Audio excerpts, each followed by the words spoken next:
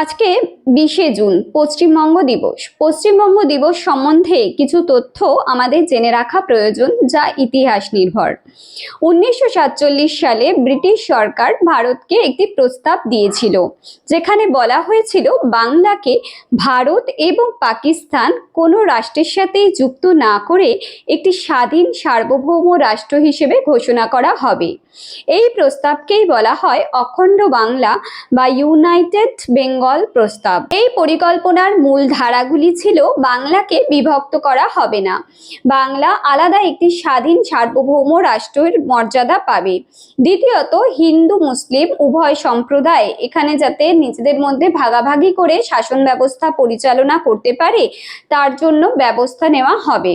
তৃতীয়ত, অখণ্ড বাংলা যদি চায় ভারত এবং পাকিস্তানের সাথে বিশেষ সম্পর্ক রেখে চলতে পারবে। পশ্চিমবঙ্গ ভারতের অংশ হবে কি হবে না এর ব্যাপারে যে সিদ্ধান্ত দেওয়া হয়েছিল, সেটি কোনো একদিনের ডিসিশন ছিল না। সেটি ছিল একটি দীর্ঘ সময়ের রাজনৈতিক পর্যালোচনার ফলাফল। 1946 সালে বাংলায় একটি প্রাদেশিক নির্বাচন হয়, যেই নির্বাচনের ফলাফলে দেখা যায় ইন্ডিয়ান মুসলিম লীগকে ব্যাপক সাফল্য অর্জন করেছিল।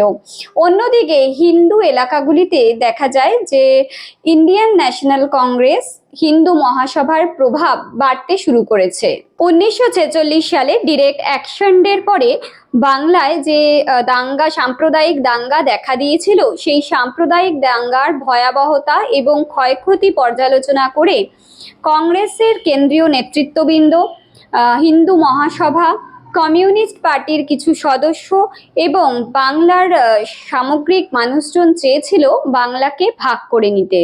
প্রশ্ন হলো, বাংলা ভাগ হবে কিনা বা ভাগ হলেও বাংলার ভারতের অন্তর্ভুক্তিকরণ হবে কিনা, এ ব্যাপারে চূড়ান্ত সিদ্ধান্ত গ্রহণ করার জন্য 1946 সালের 20শে জুন বঙ্গীয় আইন পরিষদে একটি নির্বাচন অনুষ্ঠিত হয়েছিল, যেখানে অংশগ্রহণ করেছিলেন বেঙ্গল লেজিসলেটিভ অ্যাসেম্বলির সদস্যরা।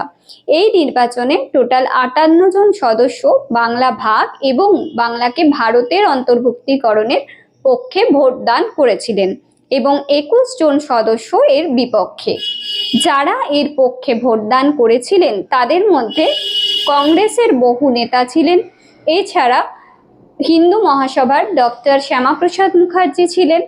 সিপিআই এর তরফ থেকে জ্যোতি বসু, রতনলাল ব্রাহ্মণের মতন ব্যক্তিত্বরা এই নির্বাচনে বাংলা ভাগ এবং বাংলার ভারতের অন্তর্ভুক্তিকরণের পক্ষে ভোটদান করেছিলেন।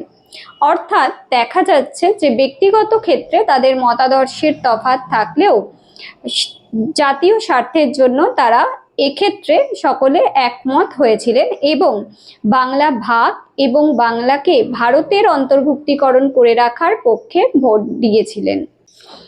এরপর এই নির্বাচনে সংখ্যাগরিষ্ঠতার রায়কে মাথায় রেখে ব্রিটিশ পার্লামেন্টে 1947 সালে ইন্ডিয়ান ইন্ডিপেন্ডেন্স অ্যাক্ট 1947 পাশ হয়, যার ফলে 15ই আগস্ট পশ্চিমবঙ্গ ভারতের অন্তর্ভুক্ত হয়।